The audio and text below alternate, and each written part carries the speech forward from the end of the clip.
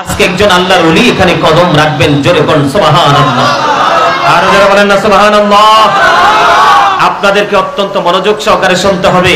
আপনার জীবনে কোনো কিছুর প্রয়োজন নেই, আপনি যদি সত্যিকার একজন হক্কানি আলেমকে হৃদয় দিয়ে ভালোবাসতে পারেন, আপনার এই ভালোবাসাই আপনার ফিউচারকে ব্রাইটনেস করবে। আর গার্ডেন, যেটাকে প্যারাডাইস বলা হয় ইংলিশে, জান্নাত, আপনার জন্য আল্লাহ রাব্বুল আলামিন বরাদ্দ করে দিবেন। যদিও আল্লাহ রাসূলের পাগল যারা, তারা কখনোই জান্নাতের আশায় কি করে না, আমল করে না, করে না। হে রাসূল তোমায় ভালোবাসি, অন্তরে শুধু মুখে না। বলেন জান্নাতের আশায় জাহান্নাম কেউ ডরি না। ঠিক কিনা বলেন? আরে আরো জোরে। যেটা বলতে চাইছিলাম আপনাদেরকে, জবানটা এখনো মধুর হয় নাই। আল্লাহ রাব্বুল আলামিন বুট বাদাম খাবার জন্য, গীবত করার জন্য কিন্তু জবান দিছে না। দিয়েছে কি জন্য জানেন? দিয়েছে কি জন্য জানেন? আল্লাহ রাব্বুল আলামিন আপনাকে আমাকে জবান দিয়েছে এই জন্য আল্লাহ বলেছেন remember me then I will remember you. আল্লাহ রাব্বুল আলামিন বলেছেন ফাযকুরুনি আযকুরুকুম। আল্লাহ বলেছেন remember me then I will remember you. তোমরা আমাকে স্মরণ করো, আমি তোমাদেরকে স্মরণ করব। আওয়াজ তুলে করে বলেন সুবহানাল্লাহ। স্মরণ হলো বাংলা শব্দ, আরবিতে বলা হয় জিকির, ইংলিশে এটাকে বলা হয় রিমেম্বার। এখন জিকিরটা আপনি কেমন করে করবেন? ফাযকুরুল্লাহ কিয়ামান, দাঁড়িয়ে দাঁড়িয়ে জিকির করেন, আকুউদান, বসে বসে জিকির করেন, ওয়া আলা যুনুবিকুম, শুয়ে শুয়ে জিকির করেন। তারপরেও জিকির বন্ধ করা যাবে না। আওয়াজ করে বলেন না সুবহানাল্লাহ। আমার আল্লাহ বলে দিয়েছেন ইয়া আইয়ুহাল্লাযীনা আমানু যকুরুল্লাহা যিকরান কাসীরা ওয়া সাব্বিহুহু বুকরাতাও ওয়া আসীলা। জোরে জোরে বলুন আল্লাহু আকবার। আল্লাহ রাব্বুল আলামিন ঈমানদারদেরকে ডেকে ডেকে বলেছেন তোমরা বেশি বেশি করে আল্লাহর জিকির করো, সকাল থেকে সন্ধ্যা আল্লাহর পবিত্রতা ঘোষণা করো। আবার জোরে বলেন না আলহামদুলিল্লাহ। আপনারা আমরা সবাই কিন্তু জান্নাতের মেহমান। কিসের মেহমান? আরো জোরে বলেন, আরো জোরে বলেন। এখন মেহমান কি মেজবানের বাড়িতে গেলে খাবারের প্রয়োজন আছে না? আছে কিনা বলেন? আছে তো। এখন আপনারা যে আজকে জান্নাতের বাগানে আসলেন, আমরা যে আসলাম, আমাদেরকে আপ্যায়ন দরকার আছে না? আজ থেকে ১৫০০ বছর আগে নবীজি আপনাকে আমাকে মেসেজ দিয়ে গেছেন আপনার আমার জান্নাতে, আপনার আমার যেই আমি যখন মেহমান হয়ে আসবো আপনার জন্য মেজবানি কোনটা? সেটা হলো মাওলার জিকির। আল্লাহ রাসূল বলেছেন তোমরা যখন জান্নাতের বাগানে যাও তখন জান্নাতের বাগান থেকে জান্নাতি ফল খেয়ে নাও। ইয়া রাসূলুল্লাহ, ইয়া হাবিবাল্লাহ, নবী নবী গো, ও প্রাণের নবী, জান্নাতের ফলটা কি? আমার নবী বলে দিয়েছেন সুবহানাল্লাহ ওয়ালহামদুলিল্লাহ লা ইলাহা ইল্লাল্লাহ, সুবহানাল্লাহ ওয়ালহামদুলিল্লাহ লা ইলাহা ইল্লাল্লাহ, লা ইলাহা ইল্লাল্লাহ, লা ইলাহা ইল্লাল্লাহ। নবী আমার নূরের ফোটন জগৎ করলেন ও জানা, নবী আমার নূরের ফোটন জগৎ করবেন তিনি। লা ইলাহা ইল্লাল্লাহ, সুবহানাল্লাহ ওয়ালহামদুলিল্লাহ লা ইলাহা ইল্লাল্লাহ, লা ইলাহা ইল্লাল্লাহ মুহাম্মাদুর রাসূলুল্লাহ সাল্লাল্লাহু আলাইহি ওয়াসাল্লাম। জোরে জোরে বলুন আলহামদুলিল্লাহ। এই যে আলহামদুলিল্লাহ বলছেন না, এটাও জিকির। All praise is to Allah, সমস্ত প্রশংসা আল্লাহর জন্য। Love for Allah and hate for Allah আলোচ্য বিষয় নয়। জড়তা যুক্ত মানুষ কিন্তু সমাজের জন্য বোঝা এবং সে নিজের জন্য নিজে বোঝা। জড়তাহীন মানুষ কিন্তু প্রত্যেকটা জায়গায় নিয়ামত, এটা বুঝতে হবে আপনাদেরকে। এটা জান্নাতের বাগান। এই যে আমি দুরূদ পড়েছি, অনেকেই কিন্তু দুরূদ পড়েন নাই। অনেকেই দরুদ পড়েন নাই। জুম্মার দিনে কেউ যদি রাসূলকে ভালোবেসে মাত্র 80 বার দরুদ পড়ে, আমার রাসূল জানিয়ে দিয়েছেন আমার আল্লাহ খুশি হয়ে তার 80 বছরের সগীরা গুনাহ মাফ করে দেয়। আমি যখন দরুদ পড়েছি আপনি বাদাম খেয়েছেন, আপনার নসিব কত খারাপ খেয়াল করছেন নি? কি ও চাচা, বাদাম খাওয়ার জায়গা তো এটা না রে ভাই। বাসায় ফ্যামিলি মেম্বার সবাই আছে, যা সবাই কিনে বাদাম খান, এটা অনেক মজা। তো এখানে এসে যদি বাদাম খান তাহলে খাবেন না কোথায়? বন্ধুনি আমার, দাইলামি শরীফের মধ্যে এসেছে হাদিস খানা। হাদিসের রাবী হলেন হযরত আনাস রাদিয়াল্লাহু তাআলা আনহু। আমার নবী, আপনার নবী তো জাহানের বাদশা নবী, রাহমাতাল লিল আলামিন নবী, তিনি জানিয়ে দিয়েছেন কেউ যদি মদিনার নবীর সাথে প্রেমের জুড়ি লাগাইয়া প্রতিদিন যদি মাত্র 1000 বার দরুদ পড়তে পারে, আমার আপনার প্রাণের রাসূল তিনি বলে দিয়েছে বন্ধু, সে যদি প্রতিদিন 1000 বার যদি দরুদ পড়তে পারে রে, সে জান্নাত না দেখা পর্যন্ত তার মরণ হবে না। বুঝতে হবে এই পরিপূর্ণ পরিবেশটাই আপনার আমার জন্য নিয়ামত। 40 জন যদি একত্রিত হয় তাহলে এর মধ্যে একজন থাকে আল্লাহর মাহবুব বান্দা। এই একজনের উসিলায় কিন্তু আল্লাহ সবাইকে কবুল করে নেন। আপনার আমার মধ্যে সেই খেয়াল থাকতে হবে, সেই প্রত্যাশা থাকতে হবে। কারণ এখন আমাদের মধ্যে সেই প্রত্যাশা, সেই খেয়াল, সেই ধ্যান ধারণা না থাকার কারণ আছে। সেটার কারণ হলো কি জানেন? এদিক তাকান, এদিকে তাকান, আমি কি বলি আমার কথা শোনেন। এই দিকে না থাকার কারণ কি জানেন? মোবাইল। কি আপনার আমার পরিপূর্ণ এবং পূর্ণাঙ্গ জীবন ব্যবস্থা রয়েছে কোথায়? ইসলামে। কোথায়? ইন্নাদ দীনা ইনদাল্লাহিল ইসলাম।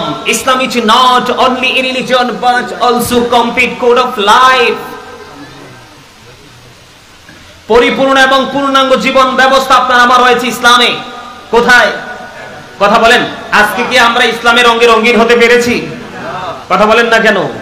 ইসলামের নির্যাস কোনটা? আপনার আমার প্রাণের নবী। সুবহানাল্লাহ বলেন। ইসলামের নির্যাস কি? আপনার আমার প্রাণের রাসূল। আল্লাহ রাব্বুল আলামিন আপনাকে আমাকে কি বলেছে জানেন? জানেন না। কারণ জানবেন কোত্থেকে? মোবাইলের মাধ্যমে কন্টিনিউয়াসলি আপনারা ইহুদিদেরকে ফলো করতেছেন, তাদের সংস্কৃতি লালন করতেছেন। কি বলেন মিয়া ভাই? হ্যাঁ, ইহুদিদেরকে। কাকে? বেঈমান কাফির সম্পর্কে আল্লাহ রাব্বুল আলামিন কি বলেছে জানেন? আল্লাহ রাব্বুল আলামিনই বলেছে যে ইসলাম আল্লাহর মনোনীত ধর্ম। আবার আল্লাহ রাব্বুল আলামিনই বলে দিয়েছেন ইন্নাল কাফিরিনা কানু লাকুম আদুব্বাম মুবিনা। আল্লাহ রাব্বুল আলামিন বলে দিয়েছেন the heretics are the eternal enemy of the believers. ঈমানদারদের প্রকাশ্য শত্রু হলো বেঈমান কাফেরেরা। আপনারা দেখেন, এই যে আমি আসার সময় দেখছি অসংখ্য যুবক জুটি বেঁধে বেঁধে বিভিন্ন জায়গায় দাঁড়িয়ে আছে, কিন্তু এই প্যান্ডেলে যদি আসতো এই দুইটা প্যান্ডেলেও জায়গা হতো না। আমি শুধু আপনাদেরকে বোঝার জন্য বলছি, জাস্ট এক্সাম্পল। এখানে দেখেন মধ্য বয়সী এবং মুরব্বী বাবারাই বেশি, ইয়াং ছেলেরা নাই। কেন নাই জানেন? এই না থাকার কারণ হলো এটার জন্য বাবা মা দায়ী। 100% বাবা মা দায়ী। আপনাদেরকে ভুলে গেলে চলবে না। Every parent should take care their children very carefully. প্রত্যেকটা পিতামাতার উচিত সন্তানের দায়িত্ব যত্ন সহকারে পালন করা। আর আমরা সন্তান হিসাবে আমাদের উচিত we should Obi our parents. কারণ মা বাবাকে কষ্ট দেওয়া হারাম, তাদেরকে অমান্য করা হারাম, তাদের অবাধ্য হওয়া হারাম, তাদেরকে ভালোবাসা, সম্মান করা, রেসপেক্ট করা, এটা একজন সন্তানের জন্য ফরজ। আজকে আপনার সন্তান ভাই, এই যে মিয়া ভাই, আপনাদের কথাগুলো কিন্তু এখানে কাউন্ট হচ্ছে। এখানে তো আপনাদের কথা বলার কোনো দরকার নাই। আমি আবারও বলছি, আমি কি বলি আপনারা মন দিয়ে শুনেন। আমি বর্তমান প্রেক্ষাপটের উপরে টপিকস আকারে আজকে আলোচনা করব, লং করে কথা বলবো না। মা বাবাকে ভালোবাসা ফরজ, মা বাবাকে কষ্ট দেওয়া হারাম। এখনকার সন্তান কি সে মা বাবাকে যে ভালোবাসা ফরজ এটা কি জানে? জানে না। কেন জানে না জানেন? তার একটা মাত্র কারণ, সেটা হলো আল্লাহ রাব্বুল আলামিন বলেছেন, কুল ইন কুনতুম তুহিব্বুনাল্লাহা ফাত্তাবিউনি ইউহিব্বুকুমুল্লাহু ওয়া ইয়াগফির লাকুম যুনুবাকুম আল্লাহু গফুরুর রহিম। আল্লাহ রাব্বুল আলামিন বলেছেন, সে বলুন, ইফ ইউ ডু লাভ আল্লাহ, যদি তোমরা আল্লাহকে ভালোবেসে থাকো, ফলো মি মুহাম্মদ সাল্লাল্লাহু আলাইহি ওয়াসাল্লাম, মুহাম্মদ সাল্লাল্লাহু আলাইহি সাল্লামের অনুগত হয়ে যাও, আল্লাহ উইল লাভ ইউ, আল্লাহ তোমাদেরকে ভালোবাসবে, এন্ড ফরগিভ ইউর সিনস, আল্লাহ তোমাদের সমস্ত জীবনের গুনাহ মাফ করে দিবে। আওয়াজ করে বলেন সুবহানাল্লাহ, আর জোরে বলেন সুবহানাল্লাহ। এখন বলে, হুজুর এই আয়াত কেন তেলাওয়াত করলেন? ওই যে বলেছি ইসলামের নির্দেশ হলো কি, আপনার আমার প্রাণের রাসূল, আপনি কিন্তু আপনার রাসূলকে, আপনি আপনার সন্তানকে প্রাথমিকভাবে যে শিক্ষা দেওয়া দরকার ছিল, আপনি আপনার সন্তানকে সেই শিক্ষাটা দেননি। আল্লাহর হাবিব বলেছেন, আদিবু আওলাদাকুম আলা তালাতি হিসারিন হুব্বি নবীকুম ওয়া হুব্বি আহলি বাইতিহি ওয়া আলা কিরাতিল কোরআন।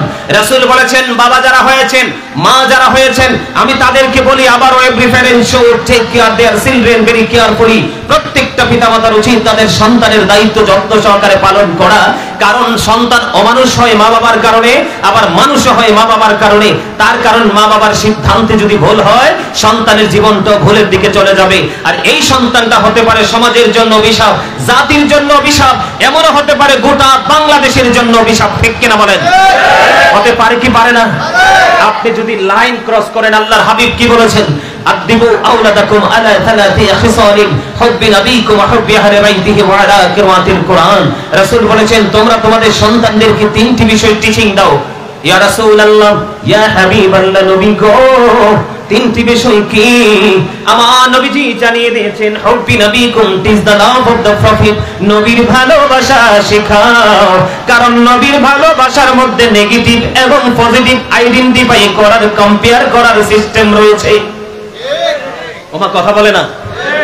আপনি যখন নবীকে ভালোবাসবেন, নবী যেটা করেছে আপনি সেটা করবেন, নবীজি যেটা করেনি আপনি সেটা করবেন না। এটাই তো বাস্তবতা। ঠিক কিনা বলেন? আরো জোরে বলেন। আপনার আবার প্রাণের নবীজি আরো বলেছেন, হুব্বি আহলি বাইতিহি, নবীর পরিবারের ভালোবাসা শিখাও, নবীর আহলে বাইতের ভালোবাসা শিখাও, কারণ এই ভালোবাসা ফরজ এবং ঈমান। আসেনি সেই খবর আসেনি বাবা মার? না না না, আপনি মনে রাখবেন, সন্তানকে একজন বাবা মা সত্যিকারের সুশিক্ষায় শিক্ষিত করে যাওয়া, এর চেয়ে বড় সম্পদ আর কিছুই দিয়ে যেতে পারে না। আপনি মনে করেন বিঘায় বিঘায় জমি কিনে দিয়ে যাব, বন্ধু ডুপ্লেক্স বাড়ি করে দিয়ে যাব, ব্যাংক ব্যালেন্স করে দিয়ে যাব, এটা বাবা আমার পক্ষ থেকে সন্তানের জন্য বড় নিয়ামত নয়। সবচেয়ে বড় নিয়ামত হলো দ্বীনের শিক্ষায় শিক্ষিত করে নূরের আলোয় আলোকিত করে দিয়ে যাওয়া। আপনার আমার প্রাণের রাসূল বলে দিয়েছেন, ওয়া আলা কিরাতিল কোরআন, কোরআন তেলাওয়াত শেখাও। আজকে কি সেই শিক্ষা আপনার আমার মাঝে আছে? আমরা কি সন্তানকে দিচ্ছি না? পৃথিবীর কম্পিটিশন করতেছি। আমি আপনাদেরকে বলে দেই, সূরা আলে ইমরানের 185 নম্বর আয়াতের শেষ অংশে আমার আল্লাহ বলে দিয়েছেন, আমাল হায়াতুদ দুনিয়া ইল্লা মাতাউল গুরুর, এই দুনিয়ার জীবন, এই পৃথিবীর জীবন, এই জিন্দেগির একটা ধোঁকা। জোরে জোরে বলেন নাউজুবিল্লাহ। দুনিয়াটা কি? কথা বলেন। বলছে কে? পবিত্র কালামে হাকিম সূরা আলে ইমরান 185 নম্বর আয়াতের শেষ অংশে। এদিক তাকান। সন্তানকে সত্যিকারের শিক্ষা না দিয়ে ধন দৌলত, টাকা পয়সা, বাড়ি গাড়ি নিয়ে আপনি কম্পিটিশন করতেছেন। এখানে হাফেজ সাহেব রয়েছেন, যেহেতু মাদ্রাসার অনেক স্টুডেন্ট আমি দেখতে পেয়েছি বন্ধু। কোরআন শরীফের 19 পারা সূরা শুআরা 88 নম্বর আয়াতে আবার আল্লাহ বলে দিয়েছেন, ইয়াউমা লা ইয়ানফাউ মালু ওয়ালা বানুন। আল্লাহু আকবার। মজা হয় না? একবারে মজা নাই। খাবারে লবণ না দিলে খাবার খেতে পারবেন না। কেন? মজা লাগবে না? Absolutely right answer. লবণ না দিলে যদি খাবারের মজা না হয়, আর মজা না হইলে যদি খাবার খাওয়া না যায়, ঠিক তেমনি ভাবে লবণ ছাড়া যেমনি খাবার স্বাদ হয় না, ঠিক তেমনি ভাবে আল্লাহ আল্লাহ রাসূলের সাথে প্রেমের ডুরি লাগাইতে না পারলে আপনার কাছে কোনোদিনও আমল মজা লাগবে না। আর আমল যদি মজাই না লাগে, আপনাকে সারা জীবন প্রেসার ক্রিয়েট করে আপনাকে কি করানো যাবে না? আমল করানো যাবে না। কোরআন শরীফের 19 পারা সূরা শুআরা 88 নম্বর আয়াতে আল্লাহ বলেছেন ইয়াউমা লা ইয়ানফাউ মালু ওয়ালা বানুন, আপনার ধন সম্পদ সন্তান সন্ততি একটাও কাজে লাগবে না। কি করলেন? আরে সত্যিকারের মুমিনের কি মাথা ঠিক থাকতে পারে এই আলোচনা শোনার পরে? কথা বলেন, মাথা ঠিক থাকতে পারে? পারে না, পারে না। বলে হুজুর এই কথাগুলো কেন বললেন? একদিকে রাসূলের কাছে নিয়ে গেছি আপনাকে, কারণ রাসূলের আদর্শটা যেন আপনার মধ্যে প্রতিষ্ঠিত করতে পারেন, কারণ এছাড়া কোনো উপায় নাই। দেখিয়ে দিয়েছে কে? আল্লাহ দেখিয়ে দিয়েছে। কে দেখিয়ে দিয়েছে? আল্লাহ। আরো জোরে বলেন না, আল্লাহ। আপনার আমার সমাজের মধ্যে গীবত আছে না নাই? আছে। আরো জোরে বলেন, আছে। গীবত আছে না নাই? আছে। পরনিন্দা আছে না নাই? আছে। সুগলখুরি আছে না নাই? আছে না? এই জন্য আমি ছোট্ট একটা আয়াত আজকে তেলাওয়াত করেছি। আমার আল্লাহ বলেছেন ইয়া আইয়ুহাল্লাযীনা আমানু কু আনফুসাকুম ওয়া আহলিকুম নার। আমার আল্লাহ ঈমানদারকে ডেকে বলেছেন তুমি জাহান্নাম থেকে বাঁচো এবং তোমার পরিবারকে আহলকেও জাহান্নাম থেকে বাঁচাও। O believers, save yourself and your families from the fire. আল্লাহ ঈমানদারকে ডেকে বলেছেন তুমিও জাহান্নাম থেকে বাঁচো, তোমার পরিবারকেও জাহান্নাম থেকে বাঁচাও। এখন আমি তো দেখতে পাচ্ছি আপনার আমার পরিবার জাহান্নামের মধ্যেই আছে। বন্ধুরে আমার, ও দিগুনি গ্রামের আমার ভাই, আমার বাবা গো, আমার মা, আমার বোনেরা, আমি সবাইকে বলবো হৃদয়ের জানালা খুলে শোনো গো। আমার নবীজি জানিয়ে দিয়েছেন, হাদিস শরীফের মধ্যে এসেছে, আপনার আমার প্রাণের রাসূল তিনি বলে দিয়েছেন আমি আমার উম্মতগুলোকে মাজায় ধরে ধরে জাহান্নাম থেকে বাঁচাতে চাই, কিন্তু আমার উম্মতগুলো আমার হাত ফসকে জাহান্নামে চলে যায়। জোরে জোরে বলুন না নাউজুবিল্লাহ। নবীজি কি বলেছে? আমি আমার উম্মতগুলোকে মাজায় ধরে ধরে জাহান্নাম থেকে বাঁচাতে চাই, কিন্তু আমার উম্মতগুলো আমার হাত ফসকে জাহান্নামে চলে যায়। বলে হুজুর এটা কেমন করে সম্ভব গো? এটা কি হলো? এটা কি বলেছেন বুঝতে পারিনি বন্ধু। এটার কারণ হলো আপনার আমার প্রাণের রাসূল দেখিয়ে দিয়েছেন রাস্তা একটা। আপনি আমি গায়ের জোরে, টাকার জোরে, ক্ষমতার জোরে রাস্তা তৈরি করে উল্টো দিকে হেঁটে হেঁটেই জাহান্নামের দিকে যাই। ঠিক কিনা বলেন? আরো জোরে বলে হুজুর কেন আসলেন? আমি আজকে এই কারণে এসেছি বন্ধু, সমাজের মধ্যে যে নোংরামি হচ্ছে, সমাজের মধ্যে ইসলাম বিদ্বেষী কাজ হচ্ছে, কিছু কিছু মানুষ বন্ধু তাকে সাপোর্ট দিচ্ছে। এই কারণে আমি গীবতের কথা বললাম, পরনিন্দার কথা বললাম, সুগলখুরির কথা বন্ধ বললাম। আল্লাহর হাবিবকে প্রশ্ন করা হলো ইয়া রাসূলুল্লাহ, ইয়া হাবিবাল্লাহ, উত্তম মুসলমানকে, উত্তম পুরুষকে, উত্তম মানুষকে? আমার নবীজি জানিয়ে দিয়েছেন যার হাত এবং জবানের ক্ষতি থেকে অন্য মুসলমান নিরাপদ, সেই হলো উত্তম মুসলমান। তার মানে আমার হাতের ক্ষতি থেকে আরেকটা মুসলমান কি নিরাপদ? তার মানে আমার হাত দিয়া কোনো মুসলমানের ক্ষতি হয় নাই। কথা বলেন না কেন? আমার হাত দ্বারা কোনো ইমানদার মুমিনের ক্ষতি হয় নাই। এরপরে রাসূল বলেছেন জবানের কথা বন্ধু, অত্যন্ত ভয়ঙ্কর হলো এই জবানটা, অত্যন্ত ভয়ঙ্কর। কত ভয়ঙ্কর আমি আপনাদেরকে বলে বোঝাতে পারবো না। নবীজি শঙ্কা করেছেন। নবীজিকে যখন প্রশ্ন করা হলো ইয়া রাসূলুল্লাহ, ইয়া হাবিবাল্লাহ, আপনি আমাদের কোন জিনিসটা নিয়ে শঙ্কা পোষণ করেন? আমার নবীজি দেখিয়ে দিলেন এই জিহ্বাটাকে। জোরে জোরে বলুন নাউজুবিল্লাহ।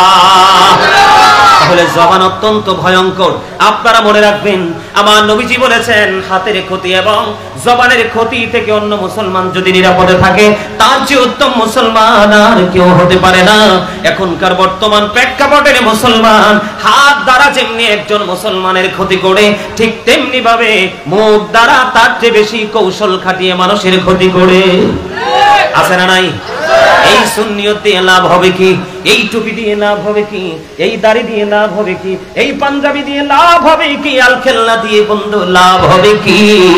আমি আপনাদেরকে বলে দিতে চাই বন্ধু, আল্লাহর হাবিব জানিয়ে দিয়েছেন ও বন্ধু, যেই ব্যক্তি তার দুই ছোয়ালের মধ্যখান এবং দুই রানের মধ্যখানের দায়িত্ব নিতে পারবে, আমি নবীজি তার জান্নাতের দায়িত্ব নিয়ে নিব। আওয়াজ তোরে তোরে বলুন না সুবহানাল্লাহ। বুঝতে পেরেছেন? আমার আপনার প্রাণের রাসূল বলে দিয়েছেন দুই সোয়াল মানে এই মুখটাকে বোঝানো হয়েছে, দুই ঠোঁটের মধ্যখান জবানকে বোঝানো হয়েছে। দুই রানের মধ্যে খান মানে লজ্জাস্থানকে বোঝানো হয়েছে। এই দুইটা জায়গার দায়িত্ব যে নিয়ে নিতে পারবে, আমি নবীজি তার জান্নাতের দায়িত্ব নিয়ে নেব। জোরে জোরে বলুন সুবহানাল্লাহ। বন্ধুরে আমার, আমি আপনাদেরকে বলে দিতে চাই, সুগুলখোর অত্যন্ত ভয়ঙ্কর। বন্ধু, সুগুলখুরি এটা জিনার চাইতেও বড় খারাপ। কি?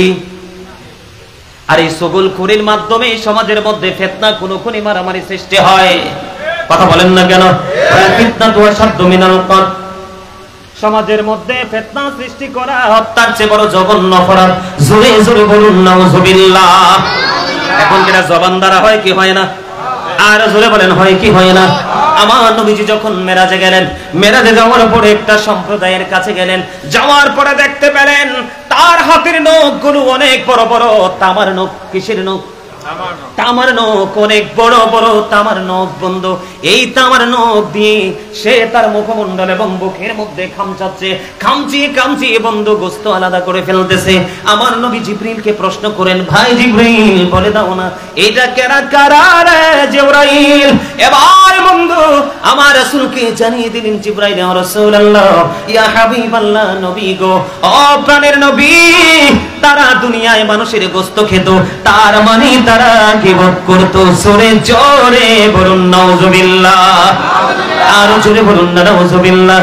বন্ধুরে আমার, এখানেই শুধু ক্ষান্ত নয়, হযরতে আবু হুরায়রা রাদিয়াল্লাহু তাআলা আনহু থেকে হাদিস কানা বর্ণিত, আপনার আমার প্রাণের নবীজি তিনিই বন্ধু বলে দিয়েছেন, কাল হাসরের ময়দানে যারা সুগুলখুরি করেছেন, গীবত করেছেন, সমাজের মধ্যে হট্টগোল সৃষ্টি করেছেন, ঘরে ঘরে শান্তির বার্তাকে পালাতে বাধ্য করেছেন, অশান্তি সৃষ্টি করেছেন, ওই সমস্ত মানুষগুলোর সামনে যারা গীবত করেছিল, তাদেরকে যার গীবত করেছিল তার মৃতদেহটা তার সামনে নিয়ে যাওয়া হবে। তাকে বলা হবে তুমি তার গোশত ভক্ষণ করো যেমনি ভাবে তার গোশত জীবিত ভক্ষণ করেছিলে। তখন কিন্তু সে বাঁচতে পারবে না, খাইতে হবে। আল্লাহর ওয়াদার বন্ধু, সে চিবি চিবি গোশত খাবে আর মুখটাকে বেঞ্চাতে থাকবে, চিৎকার করতে থাকবে, কান্নাকাটি করতে থাকবে, আর গোশত খাইতে হবে। গোশত খাওয়া ছাড়া বিরত থাকতে পারবে না। আমি আপনাদেরকে বলে দিই, গীবত অত্যন্ত নোংরা জিনিস। আপনি যার বদনাম করবেন, যার বিরুদ্ধে সুগুলখুরি করবেন, তার পাপগুলো আপনার আমলনামায় আসবে, আর যার বদনাম করতেছে না তার আমলনামায় আপনার নেকগুলো ট্রান্সফার হয়ে যাবে। জোরে জোরে কোন নাউজুবিল্লাহ। আর জোরে বলেন না নাউজুবিল্লাহ। বন্ধুরে আমার, এটা অত্যন্ত ভয়ঙ্কর জিনিস, অত্যন্ত নোংরা জিনিস। এটা থেকে আপনাকে আমাকে পরিপূর্ণরূপে বন্ধু বেঁচে থাকতে হবে। অত্যন্ত ভয়ঙ্কর জিনিস। বন্ধুরে আমার, আল্লাহর হাবিব সাহাবায়ে কেরাম সহ নবীজি একটা জায়গায় দাঁড়িয়েছিলেন। হঠাৎ করে একটা দুর্গন্ধ আসলো। হঠাৎ করে যখন দুর্গন্ধ আসলো, সাহাবায়ে কেরাম প্রশ্ন করলেন, ইয়া রাসূলুল্লাহ, এই যে দুর্গন্ধ আসলো, ইয়া রাসূলুল্লাহ, এটা কি গো? আপনার আমার প্রাণের নবীজি সঙ্গে সঙ্গে জানিয়ে দিলেন, এটা হলো ওই ব্যক্তির দুর্গন্ধ যে আরেকজন মুমিনের বদনাম করতেছে, গীবত করতেছে। জোরে জোরে বলুন না নাউজুবিল্লাহ। আরো জোরে বলেন না নাউজুবিল্লাহ। তার মানে আপনি যখন কারো গীবত করবেন, ও বন্ধু, আপনার থেকে দুর্গন্ধ ছড়াতে থাকবে। আমি আপনাদেরকে বলে দিতে চাই, এই যে গীবত করতেছেন, সুগুলখুরি করতেছেন, এই ঘরের ঝগড়া ওই করে লাগাচ্ছেন, এই বাড়ির ঝগড়া ওই বাড়িতে লাগাচ্ছেন, এই দোকান থেকে ট্রান্সফার করে আরেক দোকানে লাগাচ্ছেন, এই বাড়ির রাস্তার মধ্যে অনেক ডিস্টেন্স, মাঝখানে ঝগড়া সৃষ্টি করে দিলেন। এটা আপনি আপনার উপর বড় ধরনের জুলুম করলেন। কি করলেন? জুলুম বুঝেননি? আরো জোরে বলেন না, জুলুম বুঝেননি? বন্ধুরে আমার, করোনা কালে জুলুম নিয়ে ছোট্ট একটা গজল লিখেছিলাম, একটু কি শোনাবো? আরো জোরে বলেন। আমার লেখা, আমার সুর, আমি একটু কি শোনাতে পারি? শুনবেন? জুলুম যারা করেলা বন্ধু, হারাইলা দুকুল, জনম জনম কি দিও তোমার হবে না মাসুল। একবার ভেবে দেখো না তোমার কোথায় ঠিকানা, একবার ভেবে দেখো না তোমার কোথায় ঠিকানা, একবার ভেবে দেখো না তোমার কোথায় ঠিকানা। এখনো তো আছে সময়, এখনো তো আছে সময়, বুঝো তোমার ভুল, জনম জনম কে দিও তোমার হবে না মাসুল, বলেন জনম জনম কে দিও তোমার। কথা কি বুঝতে পেরেছেন? আরো জোরে বলেন, আরো জোরে বলেন। আপনার আমার শেষ ঠিকানা কোথায় আমরা সবাই জানি, কবর। অত্যন্ত ভয়ঙ্কর বন্ধ। সারা জীবন মানুষের বদনাম আপনি করলেন, নামাজও পড়লেন। আমি আজকে বলে যাই, যিনি গীবত করার অভ্যাস আছে সে কখনোই নামাজি হতে পারে নাই। কারণ সূরা আনকাবুতের মধ্যে আমার আল্লাহ বলেছেন, ইন্নাস সালাতা তানহা আনিল ফাহশাই ওয়াল মুনকার। নামাজ মানুষকে খারাপ কাজ থেকে বাঁচিয়ে রাখে। যেই মানুষটা নামাজ পড়ার পরে সুদ খায়, যেই মানুষটা নামাজ পড়ার পরে মিথ্যা কথা বলে, যেই মানুষটা নামাজ পড়ার পরে পরের হক নষ্ট করে, বিশেষ করে গীবত বলতে বলতে নিজের জীবনের আমলগুলো বিনষ্ট করে দেয়, সে কখনোই নামাজি হতে পারে না। জোরে জোরে বলেন ঠিক না বেঠিক? বন্ধুরে আমার, আমি আপনাদেরকে বলে দেই, এই যে গীবত করা, নিজের উপর নিজে জুলুম করা, একটু গভীরভাবে খেয়াল করেন। আল্লাহ রাব্বুল আলামিন বলেছেন সূরা ইউনূসের 44 নম্বর আয়াতে আমার আল্লাহ বলেছেন, ইন্নাল্লাহা লা ইয়াজলিমুন নাসা শাইআন ওয়ালাকিন্নান নাসা আনফুসাহুম ইয়াজলিমুন। আমার আল্লাহ বলেছেন, আল্লাহ বান্দার উপর জুলুম করে না, বান্দা নিজের উপর জুলুম করে। যাবেন কই? ইও যাওনের রাস্তা আছে নি চাচা? আছে রাস্তা? আল্লাহ বান্দার উপর কি করে না? অত্যাচার করে না। বান্দা নিজের উপর অত্যাচার করে। এবার পরেরটা শোনেন, আরো ভয়ঙ্কর। আল্লাহ জানিয়ে দিয়েছেন, আল্লাহু লা ইউহিব্বুজ জালিমিন। যারা অত্যাচারী, জালেম, যারা নিজের উপর নিজে জুলুম করে, আল্লাহ অত্যাচারীকে পছন্দ করে না, ভালোবাসে না। আমার আল্লাহ আরো বলে দিয়েছেন, আমারে জালিমিন মিন আনসার। জালেমরা যখন বিপদে পড়ে, আমার আল্লাহ তাদের জন্য কোনো সাহায্যকারীও রাখে না। হাদিস শরীফ, ছোট্ট একটা হাদিস, আপনারা জানেন কিনা জানেন না, শুনেছেন নিশ্চয়। আল্লাহ রাসূল বলেছেন, যেই ব্যক্তি কোন মানুষের দোষ দুনিয়ায় গোপন রাখবে, আমার আল্লাহ তার দোষ দুনিয়া এবং আখিরাতে গোপন রাখবে। জোরে জোরে বলুন সুবহানাল্লাহ। তাহলে আজকে দেখে আমরা গীবত করব না ছাড়বো? আরো জোরে বলেন, আরো জোরে বলেন। গীবত ছাড়তে হবে। কারণ হলো বন্ধু, আপনি যদি আমল শূন্য হয়ে যান, আপনার কবর অত্যন্ত ভয়ঙ্কর। আল্লাহর হাবিব বলে দিয়েছেন, কবর রাওজাতুম মির রিয়াদিল জান্নাতি ওয়া হুফরাতুম মিন হুফারিন নার। কবর জান্নাতের একটা বাগান হবে, জাহান্নামের একটা গর্ত হবে। যদি আপনি গীবত করতে করতে করতে করতে যদি আপনি কবরে যান, অত্যন্ত ভয়ঙ্কর খবর। এই পৃথিবীর বুকে আপনি অসুস্থ হলে হসপিটাল আছে, অভাবে পড়লে কোনো না কোনো মানুষ সাহায্য করার জন্য ছুটে আসে। কথা বলেন না কেন? আরো জোরে বলেন। আসে কি আসে না? কিন্তু ওপারটা এত ভয়ঙ্কর হবে বন্ধু, ওপারটা এত মারাত্মক হবে যে আমি আপনাদেরকে বলে বোঝাতে পারবো না। অত্যন্ত ভয়ঙ্কর আযাব ওই বন্ধু গীবতকারীদের জন্য অপেক্ষা করতেছে। কিন্তু দুঃখজনক হলেও সত্য, ওখানে যতই কষ্ট পান, আমার আল্লাহ বলেছেন, লা ইয়ামুতু, মরার কোনো সুযোগ নাই। আল্লাহ বলেছেন, ফিহা ওয়ালা ইয়াহইয়া, বাঁচারও কোনো সুযোগ নেই। আমার আল্লাহ বলে দিয়েছেন, ওমা হুমান হাবি গায়িবিন, ওখান থেকে পালাবারও কোনো সুযোগ নাই। বাঁচতেও পারবো না, মরতেও পারবো না, পালাতেও পারবো না। তাহলে এটা ছাড়বো না কি ধরবো? আরো জোরে বলেন না। বুঝতে পেরেছেন? ওই যে মরা ভাইয়ের গোশত খাইতে দেওয়া হবে, খাইতে হবে। লা ইয়ামুতু, মরার সুযোগ নাই। ফিহা ওয়ালা ইয়াহইয়া, বাঁচার সুযোগ নাই। ওমা হুম আনহাবি গায়িবিন, ওখান থেকে পালিয়ে যাওয়ার কোনো সুযোগ নাই। আল্লাহ বলেছেন, people will not die that day, people will not be able to live that day, people will not be able to escape that day. বাঁচতেও পারবা না, মরতেও পারবা না, সেদিন পালাতেও পারবা না। তোমাদের জন্য খাবার কি বরাদ্দ আছে জানো? ভাইরা আমার, আপনারা জানেন না। ও দিগুলির আমার ভাই, আমার বাবা, আমি আমার মা বোনদেরকে ডেকে ডেকে বলবো, তুমি তোমার ইচ্ছে মতো পৃথিবীতে খাবার খেতে পারো, যদিও তুমি কন্টিনিউ অপরাধের সাথে যুক্ত, কিন্তু বার্তা হবে অত্যন্ত ভয়ঙ্কর। জাহান্নামীদের জন্য এই যারা গীবত করবে, তাদের ঠিকানা হবে জাহান্নাম। আমার আল্লাহ বলে দিয়েছেন, তাদের জন্য খাবার হাদিস শরীফের মধ্যে এসেছে তিনাতুল খাবাল। ইয়া রাসূলুল্লাহ, এই তিনাতুল খাবালটা কি? আমার নবীজি বলেছেন, আরেকটা জাহান্নামীর নিংড়ানো রক্তপুঞ্জ। নাউজুবিল্লাহ বলেন না কেন? আরে ভাই, একজন পচে যাবে, লিকুইড হবে, দুর্গন্ধ হয়ে যাবে, কিন্তু সেটা আপনাকে খেতে হবে। ওই যে বললাম না, আল্লাহর কোরআন হাদিস হইলে বলতো ফেক, ঠিক কিনা? তো কোরআন তো অস্বীকার করার সুযোগ নেই। আল্লাহ বলেছেন, লা ইয়ামুতু, মরার সুযোগ নাই। ফিহা ওয়ালা ইয়াহইয়া, বাঁচার সুযোগ নাই। ওয়া মা হুম আনহাবি গায়িবিন, পালাবার সুযোগ নাই। করবেনটা কি? তাহলে আমরা কি করব? গীবত থেকে দূরে। চা দোকানে যত বেশি কম যাবেন আপনার দ্বারা গীবত তত কম হবে। তোমার কথা কয় না? আপনাদের এলাকায় কিছু ফাত্রা বউ আছে না? বউ, হাউস ওয়াইফ, গৃহিণী, যার কাজ শুধু রান্না করা। কি করা? দেখবেন ভাতের ডেক চুলা থেকে তোলার পরে আর ঘরে নাই, ডিউটি রাউন্ড একটা দিয়ে দেখবেন আবার আইছে। কথা কন না কেন? ভুল বলছি? যেটা মানুষের ঘরে ঘরে দৌড়ায় এটাই ডিস্টার্ব।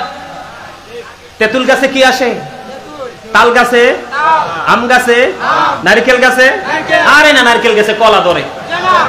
তাইলে আমি ভুল কইছি না? হ্যাঁ, আমি তো ভুলে কইছি। নারকেল গাছে কলা আসবে কোত্থেকে? নারকেল গাছে নারকেলই ধরবে। আজকে সমাজ দূষিত হওয়ার জন্য দায়ী হলো বাবা এবং মা। বিয়ে দেওয়ার সময় মেয়ের 1000 বার খবর নেবেন।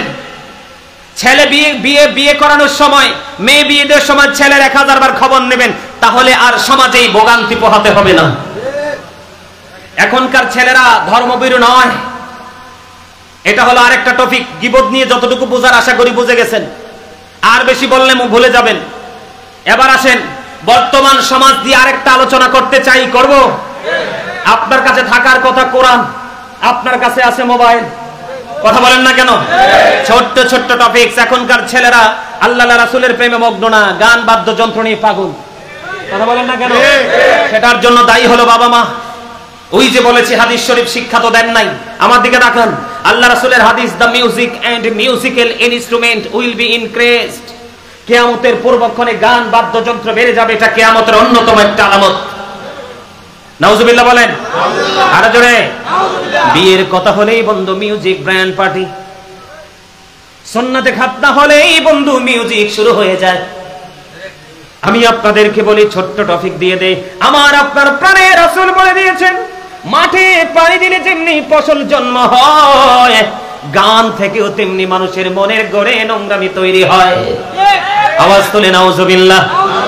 নবীজির কথা কি অবিশ্বাস করার কোন সুযোগ আছে? হযরত মুহাম্মদ সাল্লাল্লাহু আলাইহি সাল্লাম was born in Arab country. His father's name was Abdullah. His mother's name was Amina. His father had died before he was born. He lost his mother in his childhood. He was very truthful. ইহুদি নাসারারা পর্যন্ত বলেছেন he was very truthful. আপনার আমার প্রাণের নবীজি ছিলেন শ্রেষ্ঠ সত্যবাদী। আওয়াজ তুলে তুলে বলুন না সুবহানাল্লাহ।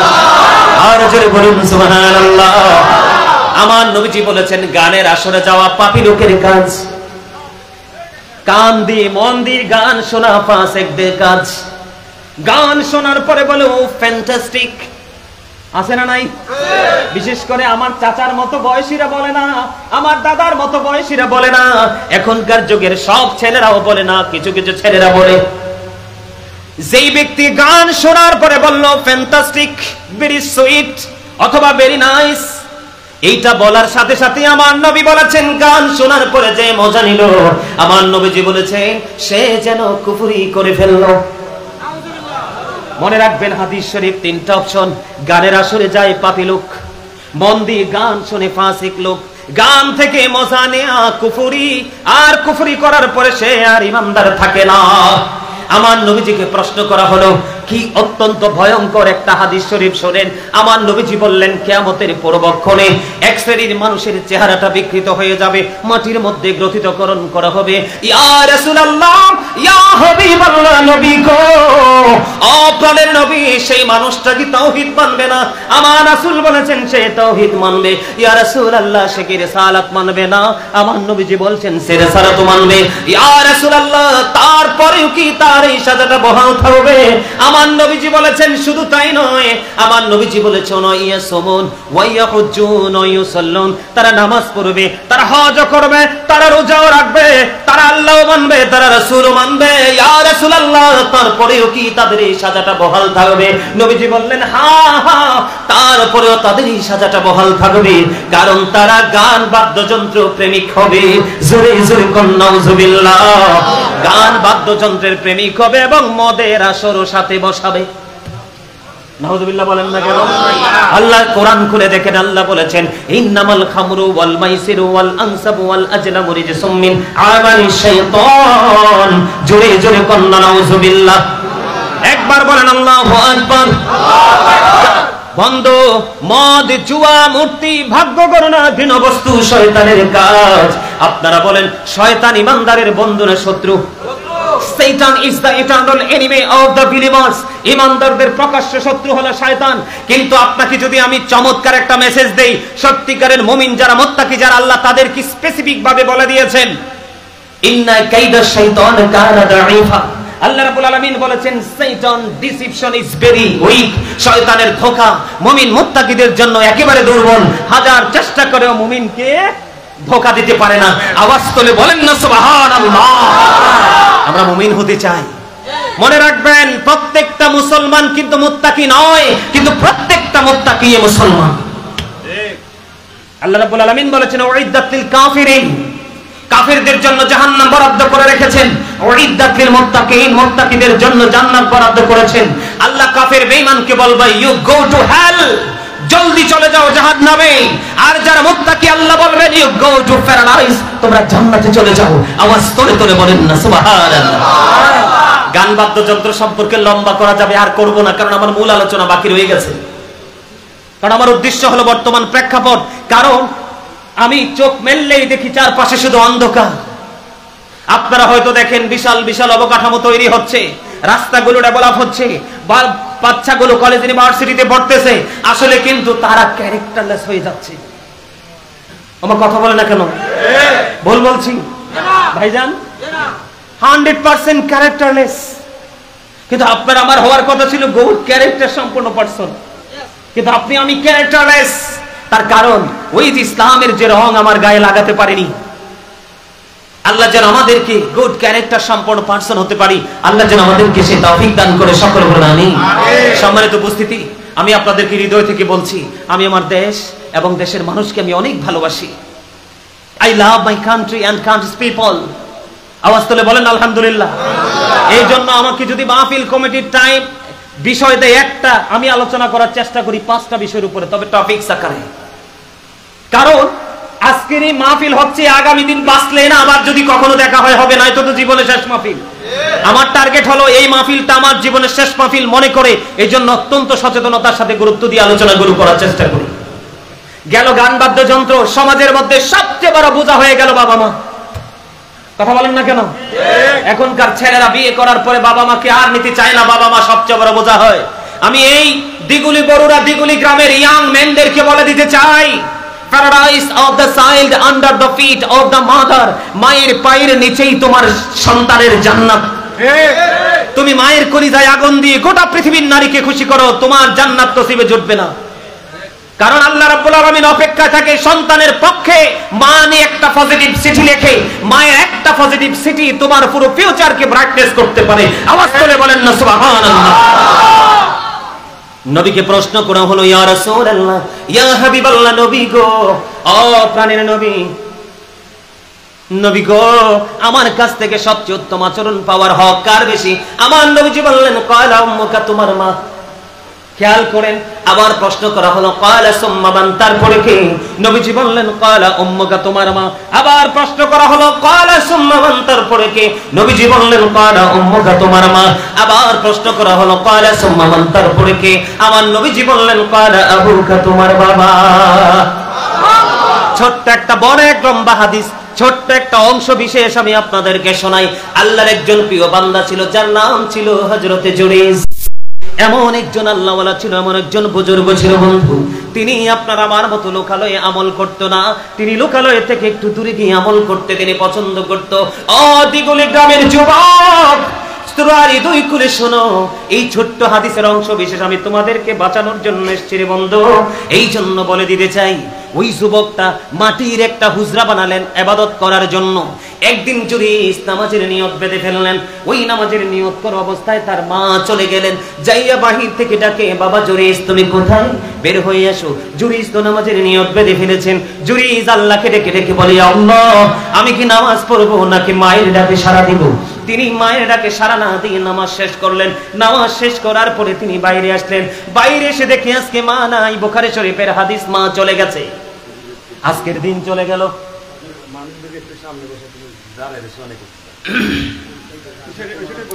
আপনারা সবাই সামনের দিকে আসেন। সবাই সবাই একটু চেপে চেপে বসেন, আমার মনে হয় পিছনে জায়গা নাই। সবাই এই যে এই পাশে জায়গা আছে, আপনারা ভাইয়ের আমার দয়া করে একটু ভিতরের দিকে চলে আসেন। সবাই একটু দয়া করে অনুগ্রহ করে এই পাশ দিয়ে আপনারা একটু ভিতরের দিকে চলে আসেন, একটু চলে আসেন, এদিকে আসেন।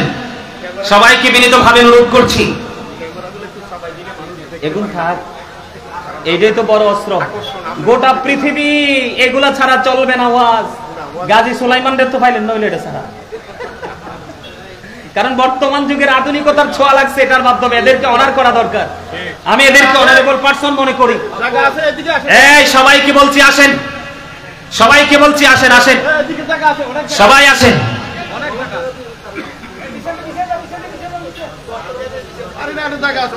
হৃদয়ের গভীরে রেখেছি চাঁদে নূর নবীরে আমার প্রিয় নবীরে, নূর নবীরে আমার প্রিয় নবীরে।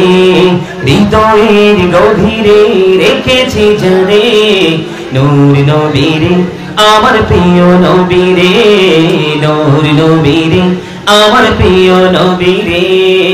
অন্যায় অনাচারে ভরা ছিল জগৎ, ভরা ছিল দয়ার নবী মায়ার নবী এসে সবই দূর করিল।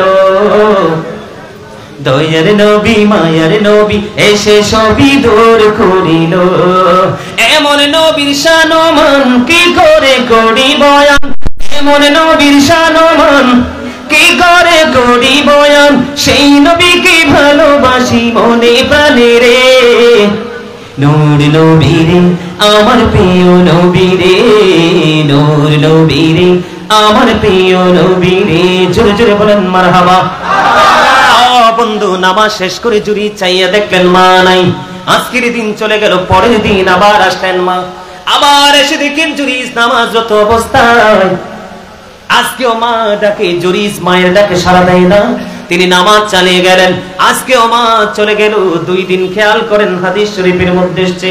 তৃতীয় দিন আবার মা দুঃখিনী আসলো, বাবা জুরিস আমি মা এসেছি। আজকেও জুরিস নামাজরত অবস্থায়। 3 দিন চলে গেল, বন্ধু মায়ের সাথে দেখা করলো না। 3 দিন একে একে 3 দিন আসলো। ছেলে কিন্তু মাকে কোনো বকা দেয় নাই, কোনো ধরনের অপমান করে নাই। নামাজ পড়তেছে কি। 3 দিন চলে গেল। 3 দিন আসার পরে যখন মায়ের সাথে দেখা করলো না জুরিজ, এবার মা দুঃখিনী অনেক বেশি রাগ করলেন। রাগের চোটে তিনি বাড়ি চলে যাচ্ছেন আর বলতে লাগলেন, আল্লাহ 3 দিন এসেছি ছেলেটার সাথে দেখা করার জন্য, ছেলেটা দেখা দিল না। তাকে বেশ্যা মহিলার মুখ না দেখাইয়া মরণ দিও না। জোরে জোরে কন্যা নাউজুবিল্লাহ।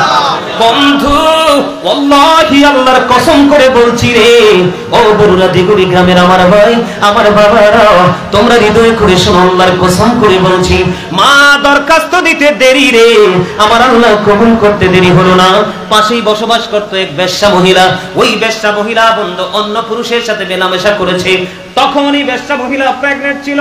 কিছুদিন পরে বেশ্যা মহিলা সন্তান প্রসব করলো। দলে দলে মানুষ আসতে লাগলো। ওই মহিলার তো বিয়ে হয় নাই, কিন্তু তার গর্ভ থেকে সন্তান প্রসব করলো। এটা কেমন করে সম্ভব? ওই মহিলারা মানুষ এসে তাকে প্রশ্ন করলো, এই সন্তান তুমি কোন পুরুষ থেকে এনেছো? এবার বলতে দেরি রে, ওই জুরিজ জানিয়ে দিল, এই সন্তান এনেছি আমি জুরিজ থেকে। জোরে জোরে নাউজুবিল্লাহ। অথচ সরল মনা জুরিজ এসব কিছুই জানে না, কিচ্ছু জানে না। ও বন্ধু, এবার মানুষগুলো যে দেখবেন, চোর যদি কন্টিনিউ চুরি করে মানুষের ফিলিংস থাকে না, কিন্তু মসজিদের ইমাম সাহেব যদি ছোট্ট একটা অপরাধ করে 100 গুণ পানিশমেন্ট দেয় মানুষ। কথা বলেন না কেন? ভুল বললাম নি কোন? ঠিক না? এবার বন্ধু মানুষ উৎসুক জনতা কি করলো? দৌড় চলে আসলো, হুজুর হযরতে জুরিজকে প্রহার শুরু করলো। টেনে হেসড়ে তার হুজরা থেকে বের করে ফেললো। ও বন্ধু, তার হুজরাটা ভেঙে ফেললো। হুজরাটা যখন ভেঙে ফেলতেছে, আর ওই সরল মনা জুরিজ দেখে দেখে বলে, আমার কি অপরাধ? আমি কি করেছি? আমাকে এভাবে প্রহার করছো? তুমি বেশ্যা মহিলার সাথে মেলামেশা করে অবৈধ সন্তান দিয়েছো। এবার আল্লাহওয়ালা জুরিজ এমন একজন বুজুর্গ ছিল, এমন একজন আল্লাহওয়ালা ছিল বন্ধু। এবার আল্লাহওয়ালা জুরিজ একটা ডাক দিয়ে বললেন, তোমরা আমাকে একটা ঘটি পানি দাও। এবার জুরিজকে একটা গটি পানি দেওয়া হলো। পানি দেওয়ার পরে জুরিজ উজু বানালেন, উজু বানাইয়া জুরিজ নামাজ পড়লেন। নামাজ শেষ করার পরে এবার বন্ধু বাইরে এসে বললেন, বাচ্চাটা কোথায়, আমার কাছে নিয়ে এসো। অসংখ্য মানুষ চতুর্দিকে ভিড় জমিয়েছে ওই দৃশ্য দেখার জন্য। এবার ওই ছোট্ট জুরিজ এই ছোট্ট বাচ্চাটার পেটটার উপর হাত রেখে ওই বাচ্চাটাকে বলল, বাবু বলো না তোমার বাবা কে। ওই ছোট্ট বাচ্চা নবজাত শিশুর জবান খুলে গেল। ওই ছোট্ট বাচ্চা দেখিয়ে দিলেন, ওই রাখাল আমার বাবা। আওয়াজ করে বলা যাবে কি আল্লাহু আকবার।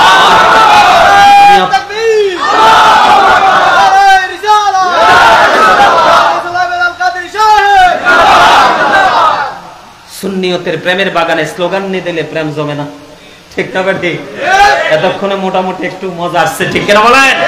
বন্ধুরি আমার, আমি আপনাদেরকে বোঝাই, জুরি যেমন আল্লাহ বলা, আপনি আমি যদি সারাদিন একটা বাচ্চার বুকের উপর পেটের উপর হাত দিয়ে বলি, বাবু কথা বলো, বলবে না।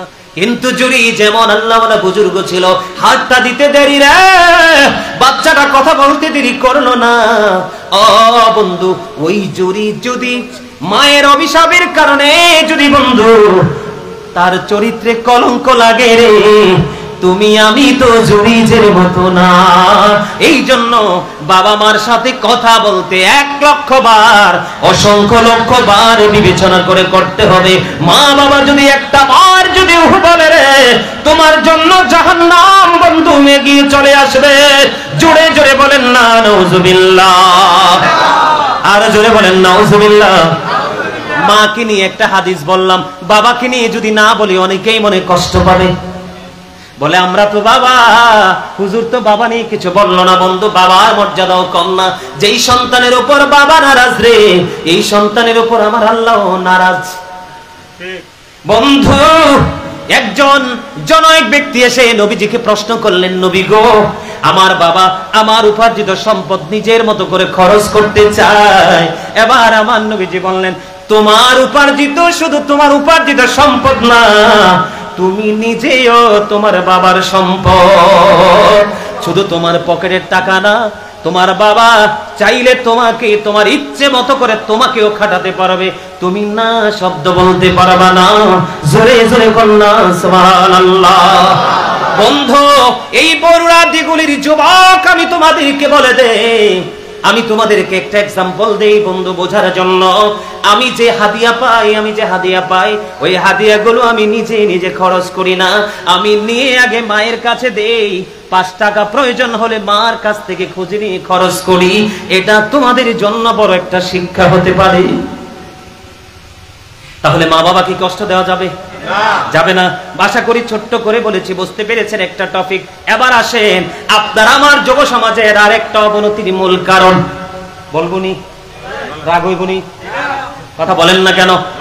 যুবক, তোমাদেরকে মিন করে বলছি রে বন্ধু, একটু হৃদয় খুলে তোমরা শোনো। এই যে তোমরা জিন্স প্যান্টটা পরতেছো, সামনে দিয়েও লজ্জাস্থান দেখা যায়, পিছন দিয়েও লজ্জাস্থান দেখা যায়, রাস্তায় গেলেও লজ্জাস্থান দেখা যায়, নামাজে মসজিদে ঢুকে রুকুতে গেলেও লজ্জাস্থান দেখা যায়। যায় কি যায় না? কথা বলেন না, যায় কি যায় না? নারীর জন্য পর্দা ফরজ। আমার দিকে তাকান, নারীর জন্য পর্দা ফরজ। নারীর পর্দা হলো মাথা থেকে পা পর্যন্ত ঢেকে রাখতে হবে। বিশেষ কারণে মুখমণ্ডল, হাতের তালু, পায়ের তালু দেখাতে পড়বে, অন্য ফুল বডি ঢেকে রাখতে হবে। এটা হলো ফরজ।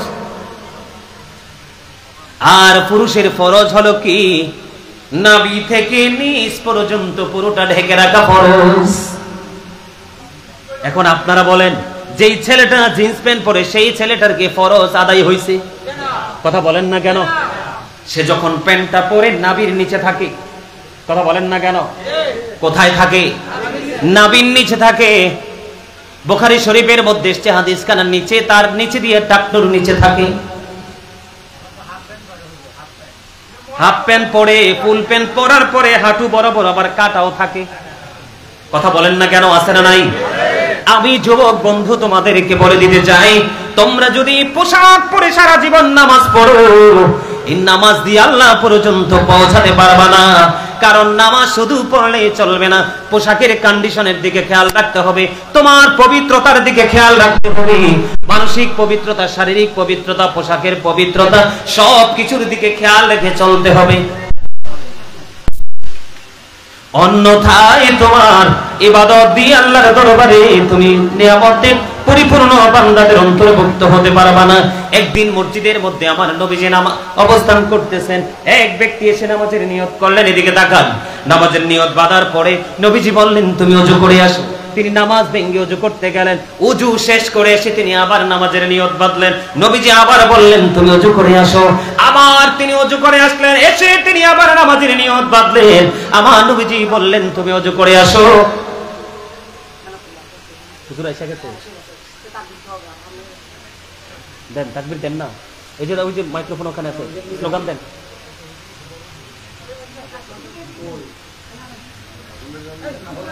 হুজুর কি স্টেজে চলে আসবে এখন? নারায়ে তাকবীর, আল্লাহু আকবার, রিসালাত, ইয়া রাসূলুল্লাহ, আহলে সুন্নাত ওয়াল জামাত জিন্দাবাদ জিন্দাবাদ, হযরত মাওলানা এনায়েতুল্লাহ আব্বাসী সাহেব জিন্দাবাদ জিন্দাবাদ, দিগুলিবাসীর পক্ষ থেকে লাল গোলাপ শুভেচ্ছা। নারে তাকবীর, আল্লাহু আকবার, নারে রিসালাত, ইয়া রাসূলুল্লাহ, আহলে সুন্নাত ওয়াল জামাত জিন্দাবাদ জিন্দাবাদ, হযরত মাওলানা এনায়েতুল্লাহ আব্বাসী সাহেব জিন্দাবাদ জিন্দাবাদ, মুকাররম পীর সাহেব হুজুর মুকাররম বাড়ি, হযরত মাওলানা মুকাররম বাড়ি সাহেব জিন্দাবাদ জিন্দাবাদ। হুজুর আসবে কখন?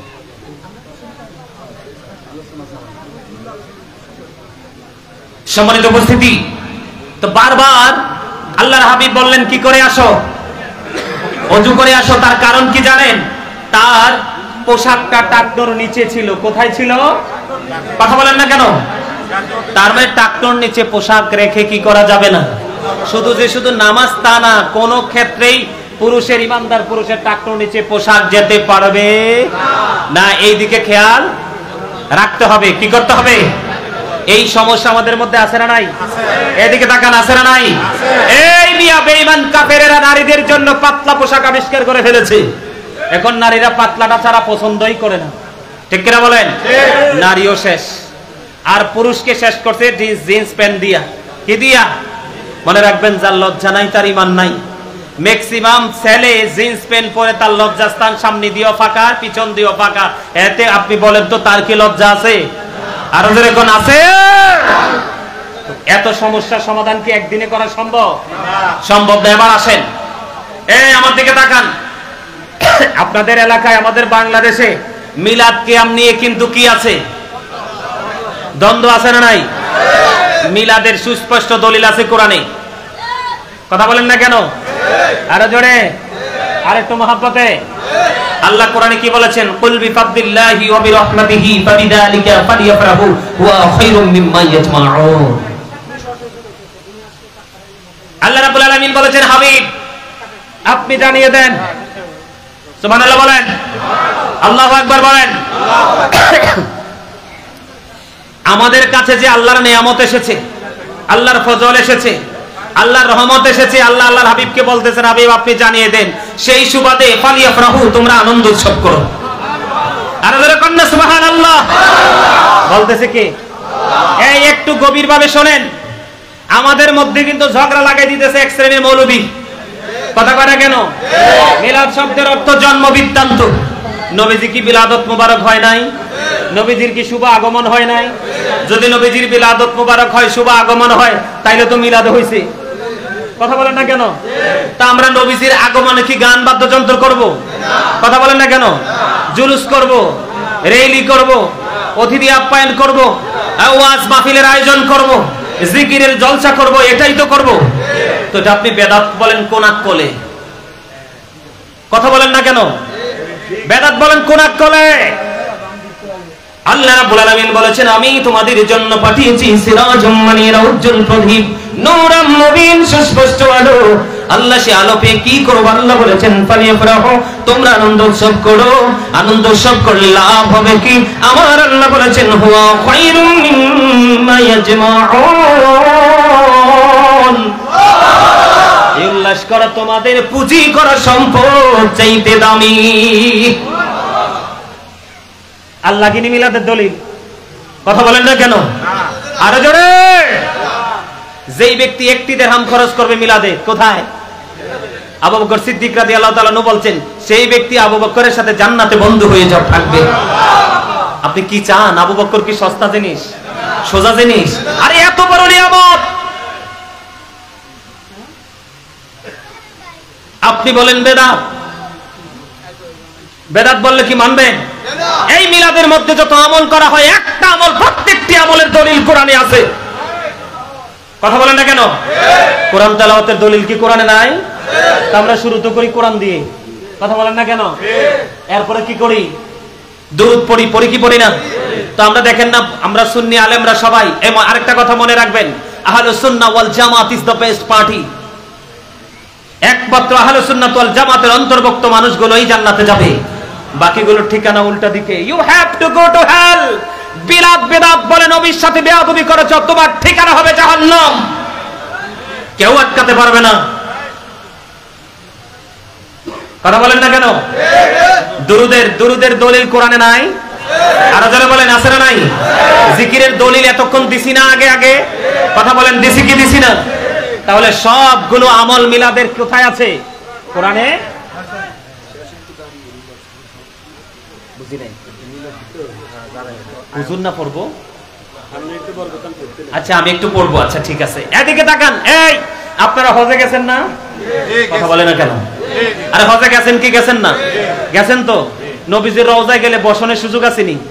আরে দাঁড়াইবারে তো সুযোগ নাই মিয়া, বসবেন কোত্থেকে? কথা ঠিক না ঠিক? আমি যখন মদিনায় গেলাম, মদিনায় যাওয়ার পরে নবীজির রওজা মোবারক যখন জিয়ারত করলাম, তখন নবীজির কিয়ামের দলিল ওখানেও পেয়ে গেলাম।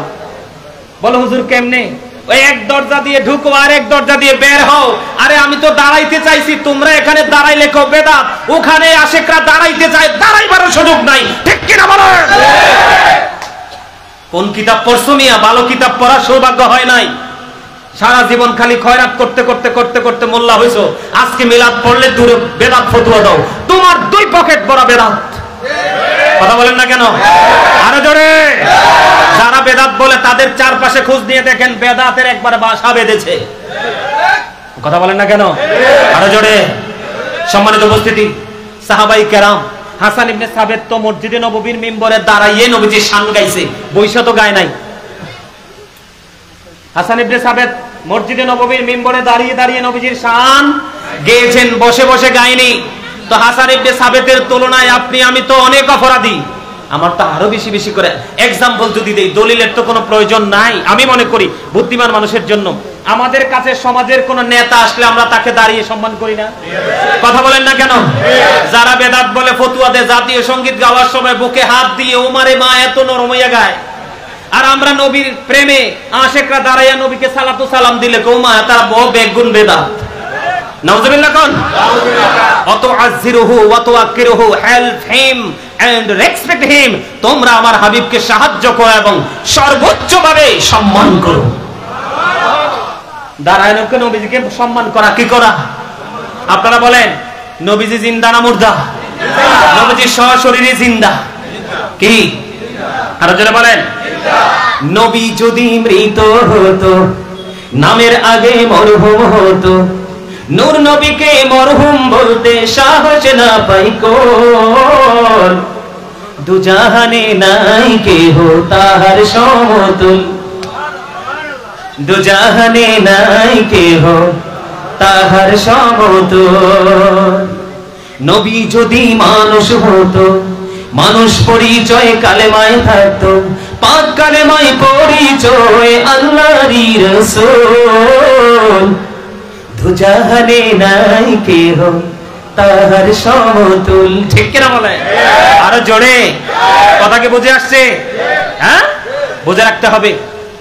নবীজিকে দাঁড়িয়ে সম্মান করব আমরা, যত হাজার বেদাত বলুক। আমি আপনাদেরকে আরেকটা কথা বলি, এই যে আমার চাচারা আছেন, মুরব্বী যারা আছেন, এই আপনাদের সময়ে এই দুনিয়াতে কিন্তু রহমতের বরকতের কোনো কমতি ছিল না। এখন এত মোল্লা, গজবের শেষ নাই। কতক্ষণ না কেন? ওরে বাপরে বাপ, জাল যদি মারেন মোল্লা নামক সমুদ্রে, জালেও মিয়ার জায়গা হইতো না, এত মোল্লা। কথা বলেন না কেন? কিন্তু যোগ্য মোল্লার যথেষ্ট সমাজ। আপনারা যারা সাধারণ মানুষ, আপনাদের দোষ নাই তো। আপনারা যোগ্য আলেম পাচ্ছেন না বলে বাড়ির নাগালে একজন আছে, এটা কিন্তু ভালো কিছু জানে না। এটার কাছে যে জিজ্ঞাসেন আন্তাজি যদি একটা উত্তর না দেয় তাহলে তো প্রেস্টিজে লাগবে, হুট করে মেরে দিছে, আপনিও গ্রহণ করছেন। একদিন কোথায় যে গেলাম উত্তর দিকে এক মাহফিলে, বুঝছেন, সুবহানাল্লাহ বলতে বলি ওরা বলে না, আলহামদুলিল্লাহ বলতে বলি বলে না, আল্লাহু আকবার বলতে বলি বলে না, দুরূদ পড়তে বলি বলে না। সভাপতি সাহেব আমার বাম দিকে ছিল, আমার ভাইয়ের মতো, বাম দিক দিয়ে আমাকে ডাইকা বলে, হুজুর একটা কথা বলবো। আমি কে বলেন? হুজুর এরা বলবে কোত্থেকে, এই আশেপাশে একবারে পোটলায় ভরে গেছে। আমি বললাম কেন? কয় হুজুর কেমনে বুঝাইতাম, মানুষ হা করতে পারে না, এই বেদাত বেদাত বেদাত। নাউজুবিল্লাহ বলেন না। নোয়াখালী থেকে এক ভদ্রলোক মুরব্বী, উনি মৃত্যুবার্ষিকী উপলক্ষে আত্মীয় স্বজনকে খাওয়াবে। এখন পাশে বেদাত ফতুয়া দেওয়ালা লোকের আছে, বলতেছে আপনার বাড়িতে খাওয়ানোর দরকার নাই, আমাদেরকে দিয়ে দেন। ওই ভদ্রলোক বলতেছে আমার বাড়িতে খাওয়ানো যদি বেদাত হয়, আপনার মাদ্রাসায় খাওয়ানো জায়েজ কেমনে হয়? কারণ এখানে যদি মানুষ খায়, এখানেও তো মানুষ খাবে, তাহলে আমারটা বেদাত কেন? কথাকে বুঝতে পেরেছেন? সম্মানিত উপস্থিতি, এই বিষয়গুলো নিয়ে কথা বললে অনেক সময় লাগবে। কি লাগবে? অনেক সময় লাগবে। এটা আপনাকে আমাকে কি করতে হবে? বুঝতে। আরো জোরে বলেন, কি করতে হবে? বুঝতে হবে। তো মিলাদ এগুলো দলিল কোরআনে আছে, হাদিসে যাওয়া লাগবে না। এটা প্রেমের বিষয়, মহব্বতের বিষয়।